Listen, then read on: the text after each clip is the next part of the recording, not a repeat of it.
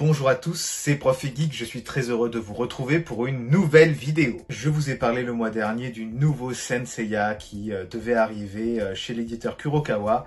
Je me le suis procuré et je vais vous faire un débriefing sur l'histoire, ce que j'en ai pensé, les possibilités qu'il y a sur ce récit. Alors ça risque de comprendre de légers spoils sur ce tome-là. Voilà, donc ne m'en veuillez pas s'il vous plaît. Un petit rappel sur l'histoire, on suit le jeune Shoichiro, que l'on voit sur la couverture, qui est un jeune élève de la Fondation Grade, donc la fondation de la famille Kido, et il part en voyage scolaire linguistique avec sa classe. Donc on voit une petite présentation de plusieurs personnages, dont le frère du héros et ses amis, son amour de jeunesse, etc.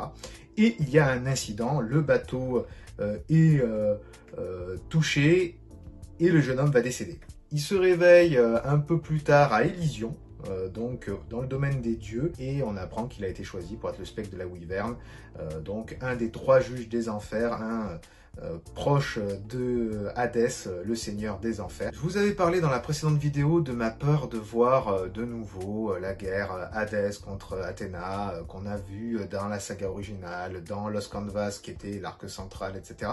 J'avais un peu peur qu'on retourne là-dedans. Alors, c'est le cas, mais de façon vraiment différente. Là, pour une fois, on se place du côté des méchants, hein, j'ai envie de vous dire, puisque on suit un des spectres d'Hadès. Hadès est présenté comme un dieu bienveillant, puisque en fait, les enfers ont été attaqués, il a permis à des âmes de défunts de venir à Élysion, qui était pourtant réservée aux dieux, hein, c'est ce qu'on apprenait dans la saga d'origine. On voit que le seigneur Hadès est affaibli et va charger son nouveau spectre, puisqu'il a mis du temps à se réveiller, d'aller assassiner Athéna au sanctuaire. Sur la deuxième partie du récit, on voit un petit peu ce qui s'est passé avant l'accident. Donc on voit la vie de ces jeunes dans leur classe de la Fondation Grade, on voit un petit peu les différentes rivalités.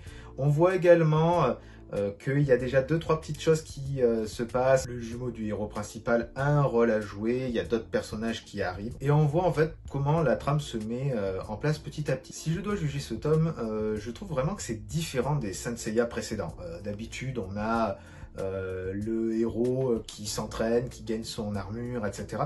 Là, c'est vraiment très différent. On est plutôt dans une tranche de vie, en fait, la découverte de la vie de lycéen avant que petit à petit un pouvoir leur tombe dessus et ils partent à l'aventure, etc. Là, c'est vraiment une construction qui est très inhabituelle par rapport à un Saint Seiya classique où le héros est déjà aguerri, vient de recevoir son armure. Là, en fait, lui, il n'a pas encore son surplis de spectre, hein, donc il y a vraiment des choses à découvrir sur ses pouvoirs, sur qui vont être les autres spectres, qui seront les chevaliers d'Athéna, etc. C'est assez intéressant de voir un petit peu la construction qui peut se faire.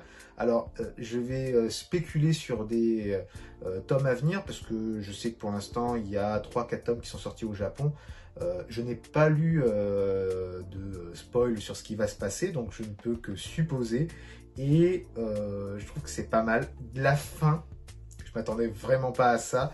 Ça me donne envie de lire la suite. Je suis très très impatient.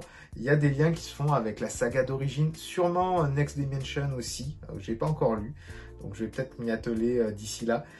C'est intéressant ce qui se passe. Franchement, je suis agréablement surpris. J'en attendais pas forcément grand-chose. J'avais un peu des doutes. Là, on part dans une direction différente. Alors il va y avoir, comme d'habitude, le héros avec son frère, oui, la déesse Athéna, etc.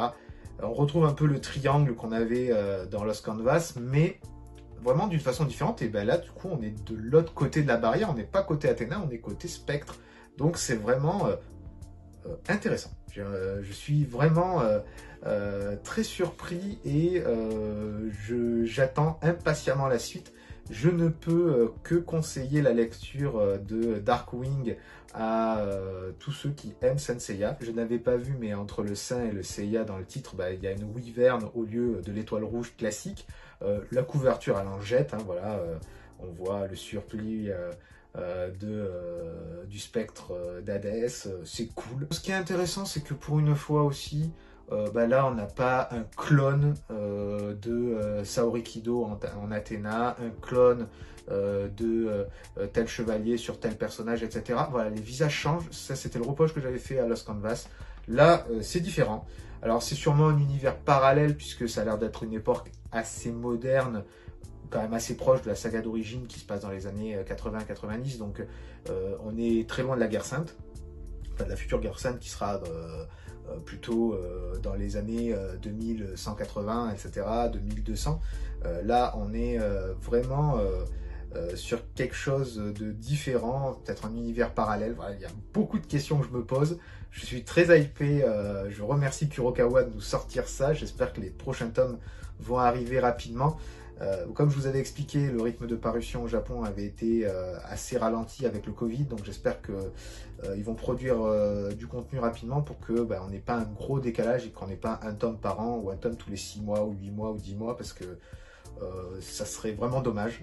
En tout cas, c'est un choix assez particulier de Kurokawa de l'avoir récupéré et de se lancer dedans, puisque comme il n'y a que 4 tomes de sortie, ils n'ont pas une grosse marge de manœuvre.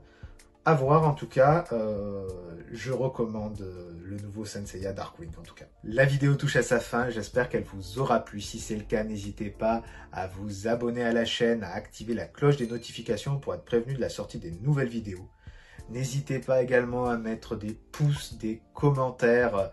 Je réponds à chacun d'entre vous. J'adore lorsqu'on échange sur nos univers préférés, notamment sur Senseiya. Dites-moi ce que vous avez pensé de ce titre ou des autres titres de la saga. Voilà, s'il va y avoir des super rebondissements, si les petites hypothèses que je vous ai données vont être balayées ou si je vais vers le bon sens. En tout cas, voilà, je me ferai un plaisir de vous répondre. C'était Prof et Geek, je suis très content d'avoir fait un petit bout de chemin avec vous dans ce multivers de la pop culture. On se retrouve très bientôt pour une prochaine vidéo. Ciao, ciao!